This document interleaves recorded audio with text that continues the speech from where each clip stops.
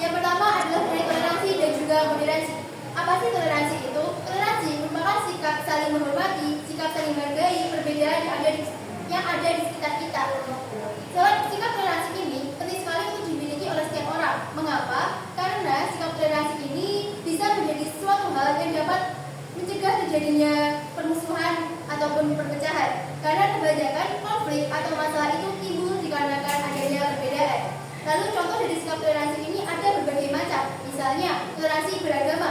Ketika kita memiliki teman yang memiliki berbeda keyakinan, maka kita tidak boleh memandang bahwa keyakinan kita itu lebih benar dari keyakinan teman kita tersebut, dan keyakinan teman kita tersebut adalah keyakinan yang salah. Karena di Indonesia sendiri sudah diakui 6 agama, sehingga agama kita maupun agama teman kita itu memiliki kedudukan yang sama di mata negara.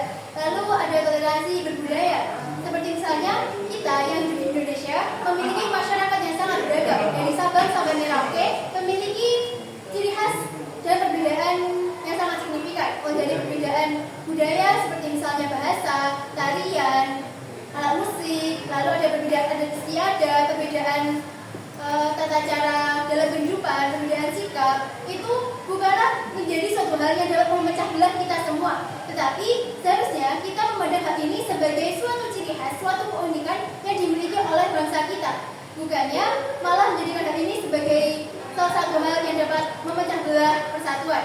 Lalu ada toleransi dalam pergaulan, seperti yang kebanyakan kita alami. Ketika kita memiliki perbedaan pendapat dengan teman kita itu tidak boleh, sama sekali tidak boleh memaksakan kehendak kita kepada teman kita.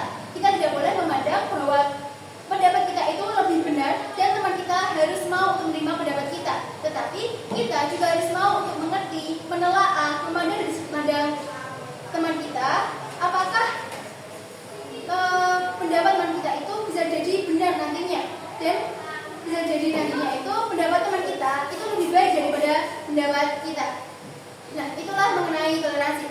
Lalu ada moderasi. Moderasi itu memiliki arti jalan tengah. Seseorang yang memiliki sikap moderasi itu tidak berpihak kepada siapapun maupun apapun. Istilahnya dia berada di tengah-tengah, tidak condong ke kanan maupun condong ke kiri. Lalu toleransi dan juga moderasi. Apa sih bedanya? Toleransi ini merupakan bagian dari moderasi. Seperti tadi, ketika kita memiliki sifat moderasi, kita itu kan berada di tengah-tengah, tidak condong ke kanan maupun condong ke kiri. Jadi, ketika kita memiliki sikap moderasi ini, kita itu pastinya akan memiliki sikap toleransi, mau menghargai, mau mengakui adanya perbedaan antara kanan dan kiri tersebut. Kita tidak menganggap bahwa kanan lebih benar daripada kiri, dan juga tidak menganggap bahwa kiri lebih benar daripada kanan. Itulah mengenai toleransi dan juga moderasi. Terima kasih. Selanjutnya, stereotip dan diskriminasi. Stereotip adalah pandangan seseorang atau persepsi seseorang terhadap individu atau orang lain. Stereotip dibagi menjadi 3, di antaranya stereotip gender, suku, dan pekerjaan. Ciri-ciri stereotip di antaranya berbau etika,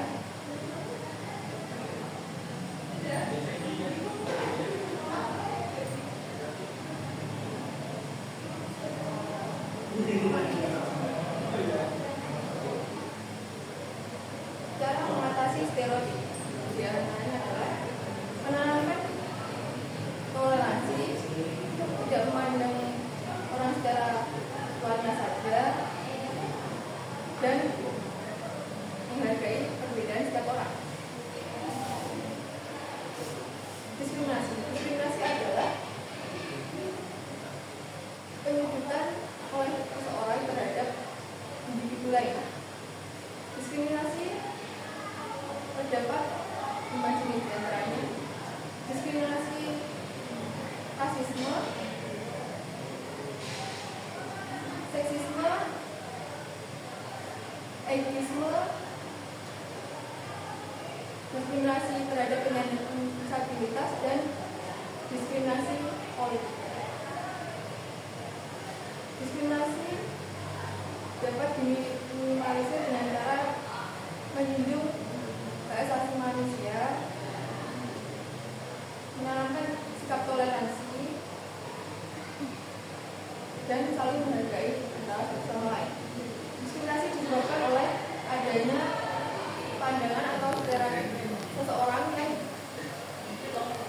berbeda di masyarakat. Ya. Selanjutnya yaitu bullying. Bullying adalah suatu perilaku yang dilakukan untuk menyakiti orang lain secara fisik maupun mental. Sifat bullying ini ditandai dengan adanya ketidakseimbangan kekuatan maupun menunjukkan kekuasaan. Dampak penyebab dari bullying. Bullying ini biasanya memiliki banyak masalah seperti masalah keluarga, stres maupun trauma. Ada juga yang pernah menjadi salah satu korban. Jenis-jenis bullying. Bullying itu dibagi menjadi 4. Yang pertama, verbal, sosial, fisik, dan emosional.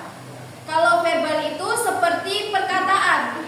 Contohnya seperti menggoda, mengancam, terus seperti menyebut nama yang jelek. Setelah itu sosial. Sosial itu seperti memalukan orang lain di depan umum. Terus yang ketiga yaitu fisik, seperti menyakiti orang lain sampai terluka. Contohnya seperti menendang, mencubit, maupun melemparkan barang sampai terluka. Yang terakhir yaitu emosional, sampai orang itu mengalami trauma.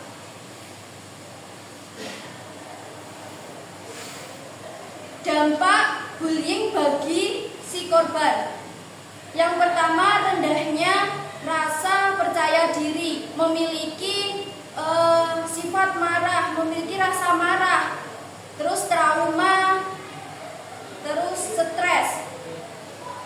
Setelah itu, cara mengatasi bullying. Yang pertama, tunjukkan prestasi, minat, dan bakat. Yang kedua, tingkatkan rasa percaya diri. Yang ketiga,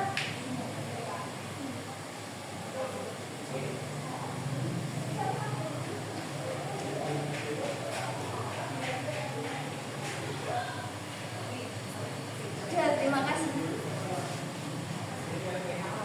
Selanjutnya, radikalisme dan terorisme. Radikalisme adalah pemahaman atau perilaku menggunakan kekerasan dalam menyikapi perbedaan, memecahkan masalah atau mencapai tujuan. Ciri-ciri radikalisme yaitu 1. Kaku, 2. Ekstrim, 3. eksklusif. Selalu menganggap mereka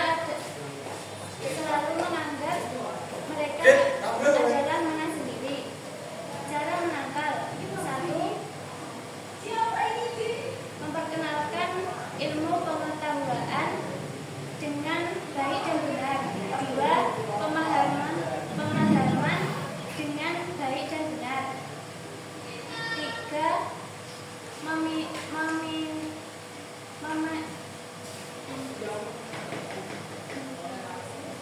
Meminimalisir kesenjangan sosial. Yang terakhir, terorisme. Terorisme adalah pengakuan kekerasan yang menimbulkan masyarakat ketakutan dalam mencapai tujuan. Selanjutnya,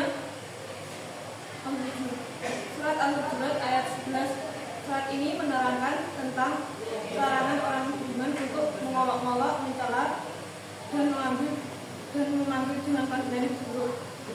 Karena orang-orang yang diolok-olok belum tentu lebih buruk daripada orang yang mengolok-olok.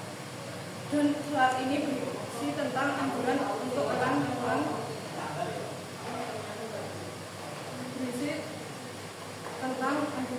bertobat. Terima kasih. Selanjutnya yaitu surat Al-Hujurat ayat 12 yang berbunyi Bismillahirrahmanirrahim.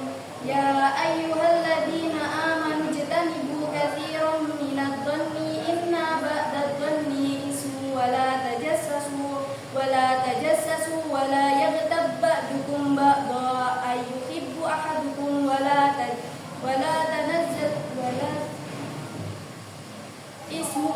tajassasu wa la yaghtab ba'dukum ba'dha. wattaqullah innallaha tawwabur rahim. Shadaqallahul adzim. Ayat ini menjelaskan tentang larangan-larangan orang yang beriman untuk berprasangka buruk dan mencari kesalahan-kesalahan orang lain.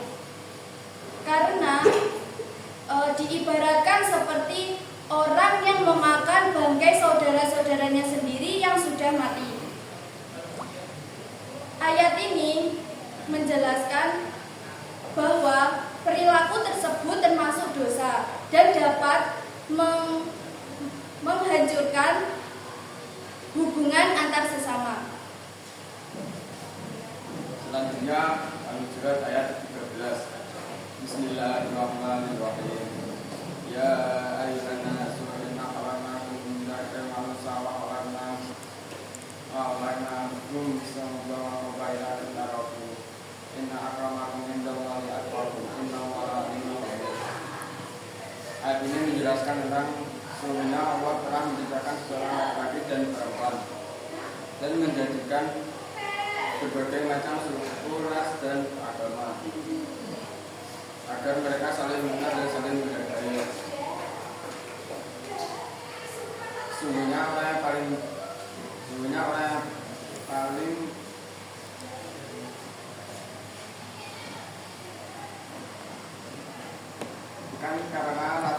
bukan karena berbeda latar belakang. Hal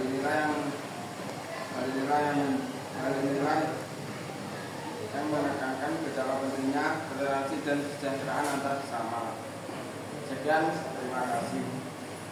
Sekian presentasi dari kami. Apabila ada kurang lebihnya kami mohon maaf. Wassalamualaikum warahmatullahi wabarakatuh.